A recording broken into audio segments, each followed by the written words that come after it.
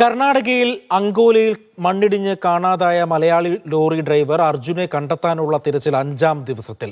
ഇന്നലെ ഉച്ചയോടെ അർജുനെ കണ്ടെത്താനുള്ള തിരച്ചിൽ ശക്തമാക്കിയത്. ഇന്ന് രാവിലെ കൂടുതൽ സംവിധാനങ്ങൾ എത്തിച്ച് രക്ഷാപ്രവർത്തനം ഊർജിതമാക്കും. അങ്കോലയിൽ നിന്ന് ഷെഫീഖ് നസറുള്ള ചേരുന്നുണ്ട്. ഷെഫീഖ്, തിരച്ചിൽ പുനരാരംഭിച്ചോ? അർജുനെ കാണാതായിട്ട് 5 ദിവസം പിന്നിട്ടു. ആശങ്കയോടുകൂടെയാണ് ഉറ്റവരും ബന്ധുക്കളും ഒക്കെ കഴിയുന്നത്.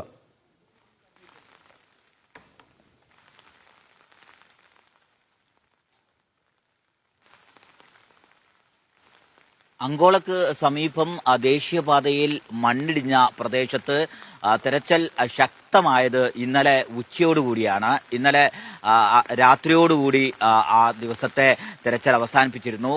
6:30 മണിയോടുകൂടി വീണ്ടും ഇന്നത്തെ തെരച്ചിൽ ആരംഭിക്കും എന്നാണ് നമുക്ക് മനസ്സിലാവുന്നത്. 6:30 തന്നെ കൂടുതൽ സംവിധാനങ്ങൾ ഉപയോഗിച്ചുകൊണ്ടുള്ള തെരച്ചിൽ ആരംഭിക്കും. നേവി പ്രത്യേക സംഘം ഇന്ന് എത്തും. നേവി ഗംഗോബാലി നദിയിൽ വാഹനമുണ്ടോ എന്നതടക്കം പരിശോധിക്കുന്നതിന് പ്രത്യേക സംവിധാനങ്ങൾ ഒരുക്കും എന്ന് അറിയിച്ചിട്ടുണ്ട്. ആ പ്രത്യേക സംവിധാനത്തിലൂടെയും അതോടൊപ്പം വെള്ളത്തിനടിയിൽ വാഹനങ്ങൾ കണ്ടെത്താൻ ആവശ്യമായ ക്യാമറകൾ ഉപയോഗിച്ചുകൊണ്ടുള്ള പരിശോധനയും നേവി നടത്തും. അതോടൊപ്പം ഈ മണ്ണ് നീക്കിക്കൊണ്ടുള്ള പരിശോധന കൂടുതൽ സജീവമാക്കും. മണ്ണിനടിയിൽ ഈ വാഹനങ്ങൾ കിടപ്പുണ്ടോ എന്നത് പരിശോധിക്കുന്നതിനുള്ള വലിയ മെറ്റൽ ഡിറ്റക്ടർ എത്തിക്കാനുള്ള സംവിധാനവും ഒരുക്കിയിട്ടുണ്ട്. കൂടുതൽ സജീവമായി 6:30 തന്നെ ഈ തെരച്ചിൽ പുനരാരംഭിക്കും എന്നാണ് ജില്ലാ പോലീസ് മേധാവി പറഞ്ഞത്. സംഭവ സ്ഥലത്തേക്ക് ആരെയും കടത്തിവിടുന്നില്ല.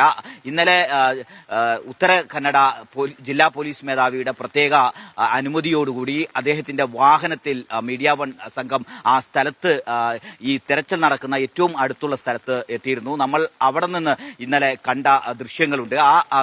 അതിൽ ഏറ്റവും അടുത്ത് അവിടെ വലിയ വാഹനങ്ങൾ കണ്ടെത്തുന്നതിന് ആവശ്യമായ തെരച്ചിൽ ഇന്നലെ അർദ്ധരാത്രിയോടുകൂടി അവസാനിപ്പിച്ചിരുന്നു. അവിടെ രാത്രിയിൽ തെരച്ചിൽ അവസാനിപ്പിക്കുന്നതിന് കാരണമായി പറഞ്ഞത് ശക്തമായ മഴയുണ്ട്. അതോടൊപ്പം ഈ മണ്ണിടിച്ചൽ തുടരുന്നുണ്ട്. ഈ നല്ല മഴയും മണ്ണിടിച്ചൽ തുടരുന്നതും രക്ഷാപ്രവർത്തനത്തെ ബാധിച്ചിരുന്നു. ഇന്ന് 6:30 രാവിലെ ഈ രക്ഷാപ്രവർത്തനം തെരച്ചിൽ ആരംഭിക്കും എന്നാണ് അറിയിച്ചിട്ടുള്ളത്. ഈ ഭാഗത്ത് ഇത് മംഗളൂരുവിൽ നിന്ന് ഗോവയിലേക്ക് പോകുന്ന പ്രധാന പാതയാണ്. ഈ പാതയിൽ 100 മീറ്ററോളം നീളത്തിലാണ് ഇങ്ങനെ ഒരു കുന്ന് പൂർണ്ണമായും ഇടിഞ്ഞ് വീണത്. അതിന്റെ മണ്ണ് മുഴുവനും ഈ ദേശീയപാതയിൽ വലിയ കുന്നുപോലെ രൂപപ്പെട്ടിട്ടുണ്ട്.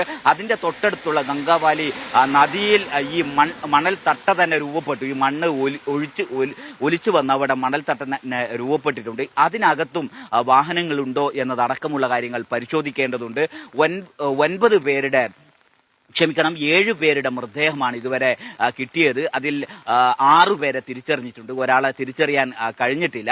കൂടുതൽ പേർ മരിച്ചിട്ടുണ്ടാവാം എന്നൊരു ആശങ്കയും ഇവിടെ രക്ഷാപ്രവർത്തകർ പങ്കുവെക്കുന്നുണ്ട്. 15 പേരെങ്കിലും ഈ മണ്ണിനടിയിൽ കുടുങ്ങിയിട്ടുണ്ടാവാം എന്നൊരു സംശയവും ആശങ്കയും ഉണ്ട്.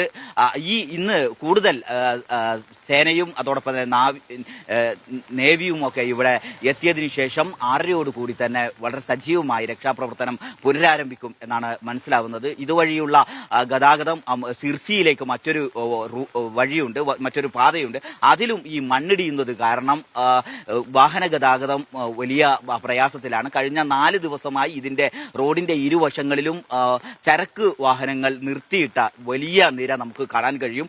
പൂർണ്ണമായും ചരക്ക് ഗതാഗതം ഈ വഴിയുള്ള ചരക്ക് ഗതാഗതം പൂർണ്ണമായും സ്തംഭിച്ചു എന്ന് തന്നെ പറയേണ്ടി വരും. ഇതിന്റെ 2 ഭാഗത്തും ഞാൻ നേരത്തെ സൂചിപ്പിച്ചതുപോലെ 100 മീറ്റർ നീളത്തിലാണ് ഈ മണ്ണിടിഞ്ഞിട്ടുള്ളത്. ഇതിന്റെ 2 ഭാഗത്തും വലിയ നിര ഈ ചരക്ക് വാഹനങ്ങളെ നിർത്തിയിട്ടതിന്റെ ഇത് നമുക്ക് കാണാം. ഈ ചരക്ക് വാഹനങ്ങളിൽ കഴിഞ്ഞ 4 ദിവസം 5 ദിവസമായി ഇവിടെ നിൽക്കുന്ന വാഹനങ്ങളാണ്. ഇത് മണ്ണ് നീക്കം ചെയ്തതിനു ശേഷം മാത്രമേ അതിന്റെ യാത്രയും പുനരാരംഭിക്കാൻ കഴിയുകയുള്ളൂ. മറ്റൊരു വഴിയിലൂടെ സിർസി ഞാൻ നേരത്തെ സൂചിപ്പിച്ചു, അവിടെയും മണ്ണിടിച്ചൽ ഉണ്ടാവുന്നത് കൊണ്ടും ആ വഴിയുള്ള ഗതാഗതവും നിയന്ത്രണം ഏർപ്പെടുത്തിയിട്ടുണ്ട്. ഇതുവഴിയുള്ള യാത്രക്കാർ വലിയ ജാഗ്രത പുലർത്തണം എന്ന നിർദ്ദേശവും നൽകിയിട്ടുണ്ട്. കഴിഞ്ഞ 5ാമത്തെ ദിവസമാണെങ്കിൽ പോലും ഇന്നലെ ഉച്ചയോടുകൂടിയാണ് ഇവിടെ ശക്തമായ തിരച്ചിൽ ആരംഭിച്ചത്. സംസ്ഥാന സർക്കാരിന്റെയൊക്കെ മുഖ്യമന്ത്രിയുടെ ഓഫീസിൽ നിന്നടക്കം കൃത്യമായ നിർദ്ദേശവും സമ്മർദ്ദവും ഉണ്ടായതിനു ശേഷമാണ് ഇവിടെ രക്ഷാപ്രവർത്തനം ഉണ്ടായത് എന്ന് പറയേണ്ടതുണ്ട്. അതുവരെയും ഇവിടെ മണ്ണ് നീക്കം ചെയ്യുന്ന പ്രവൃത്തി മാത്രമാണ് നടന്നത് എന്നൊരു ആക്ഷേപം ഈ നാട്ടുകാരും അതോടൊപ്പം തന്നെ മലയാളികളായ ധാരാളം ആളുകൾ ഇവിടെ ഉണ്ട്. അവരടക്കം സൂചിപ്പിച്ചിരുന്നു. ഏറ്റവും പ്രധാനപ്പെട്ട ഒരു കാര്യം, ഇപ്പോൾ ഈ തെരച്ചിലിന് വേഗത കൂടിയിട്ടുണ്ട്. ഇന്ന് തന്നെ വാഹനം ഉള്ള സ്ഥലം, അതിന്റെ അവസാനം ഫോൺ സ്വിച്ച് ഓഫ് ആയ അതിന്റെ ലൊക്കേഷൻ കാണിക്കുന്ന പ്രദേശം കണ്ടെത്താൻ കഴിഞ്ഞിട്ടുണ്ട്. അവിടെ നിന്ന് കണ്ടെത്താനാവും എന്നൊരു പ്രതീക്ഷയാണ് രക്ഷാപ്രവർത്തകരും അതോടൊപ്പം തന്നെ നാട്ടുകാരും പങ്കുവെക്കുന്നത്. ഒപ്പം തന്നെ ഷെഫീഖ്, ഈ രക്ഷാപ്രവർത്തനത്തിന് ഈ തെരച്ചിലിന് ഏതൊക്കെ ഏജൻസികളാണ് ഉള്ളത്? ഈ സൈന്യത്തിന്റെ സഹായമടക്കം ഇന്നലെ തേടിയിരുന്നു. അപ്പോൾ സൈന്യമടക്കമുള്ളവരാണോ ഇന്നും ഈ തെരച്ചിലിന് നേതൃത്വം നൽകുന്നത്?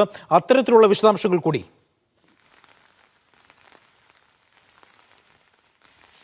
NDRF-ഉം അതോടൊപ്പം SDRF-ഉം പ്രത്യേക സംഘം ഇവിടെ തെരച്ചിലിന് നേതൃത്വം കൊടുക്കുന്നുണ്ട്. അവരെ സഹായിക്കുന്നതിന് നേവി, ഈ ഗംഗാവലി നദിയിൽ വാഹനങ്ങളുണ്ടോ അത്തരം കാര്യങ്ങൾ പരിശോധിക്കുന്നതിന് നേവിയുടെ സഹായമുണ്ട്. മറ്റ് ഏജൻസികൾ പോലീസും അഗ്നിരക്ഷാ ശമന സേനയുമാണ് ഇവിടെയുള്ളത്. ഇവിടെ നാട്ടുകാർ, പ്രത്യേകിച്ചും കേരളത്തിൽ ഇത്തരം ഒരു വലിയ ദുരന്തം നടക്കുമ്പോൾ നാട് ഒന്നിച്ച് രക്ഷാപ്രവർത്തനത്തിന് ഓടിയെത്തുന്ന കാഴ്ച നമ്മൾ പല സന്ദർഭങ്ങളിലായി കണ്ടതാണ്. കേരളത്തിൽ പൊതുജനങ്ങളുടെ കൂട്ടായ്മയിൽ തന്നെ ധാരാളം സന്നദ്ധ സംഘടനകൾ ഇത്തരം ദുരന്ത മേഖലകളിൽ പ്രവർത്തിക്കുന്ന, ദുരന്ത നിവാരണത്തിൽ വലിയ ട്രെയിനിങ് ലഭിച്ച പ്രത്യേക ഏജൻസി, സർക്കാർ സംവിധാനത്തിൽ അല്ലാതെ തന്നെ പ്രവർത്തിക്കുന്ന ധാരാളം കൂട്ടായ്മകളുണ്ട്. അവരുടെ നേതൃത്വത്തിൽ വലിയ ഒരു ഇടപെടൽ നമ്മൾ കേരളത്തിലൊക്കെ ദുരന്തം ബാധിത മേഖലകളിൽ കണ്ടിരുന്നു. അത്തരത്തിലുള്ള ഒരു ആൾക്കൂട്ടം ഈ ഒരു മേഖലയിൽ നമ്മൾ കാണുന്നില്ല. ഈ ഔദ്യോഗിക സംവിധാനങ്ങൾ ഉപയോഗിച്ചുകൊണ്ടുള്ള പരിശോധനയും ഔദ്യോഗിക സംവിധാനത്തിലുള്ള തെരച്ചിലും മാത്രമാണ് കാണുന്നത്. ആ ഭാഗത്ത് ഈ നാട്ടുകാരുടെയും അതോടൊപ്പം തന്നെ ഇത്തരം സന്നദ്ധ സംഘടനകൾ ഈ ദുരന്ത നിവാരണത്തിൽ പ്രവർത്തിച്ചുകൊണ്ടിരിക്കുന്ന ട്രെയിൻഡ് ആയിട്ടുള്ള കേരളത്തിൽ ഉള്ളതുപോലെയുള്ള സന്നദ്ധ സംഘടനകളുടെയൊക്കെ ഒരു അസാന്നിധ്യം ഇവിടെയുണ്ട്. അത്തരം ആളുകളുടെ കേരളത്തിൽ പല സന്ദർഭങ്ങളിലായി നമ്മൾ കണ്ടതാണ്. കൂട്ടത്തോടെ ഇത്തരം സന്നദ്ധ സംഘടനകൾ എത്തുകയും അവിടെ വളരെ പെട്ടെന്ന് തന്നെ മണ്ണ് നീക്കം ചെയ്യുന്ന പ്രവർത്തനങ്ങൾ ഒക്കെ നടത്തിയിരുന്നു. പക്ഷെ ഇവിടെ അത്തരത്തിൽ വലിയ രൂപത്തിൽ ആൾ വന്ന് ഇത്തരം സംഘടനകളുടെയൊക്കെ നേതൃത്വത്തിൽ മണ്ണ് നീക്കം ചെയ്യുന്ന പ്രവൃത്തി കാണുന്നില്ല. ഔദ്യോഗിക സംവിധാനത്തിലുള്ള തെരച്ചിലാണ് ഇവിടെ പുരോഗമിക്കുന്നത്.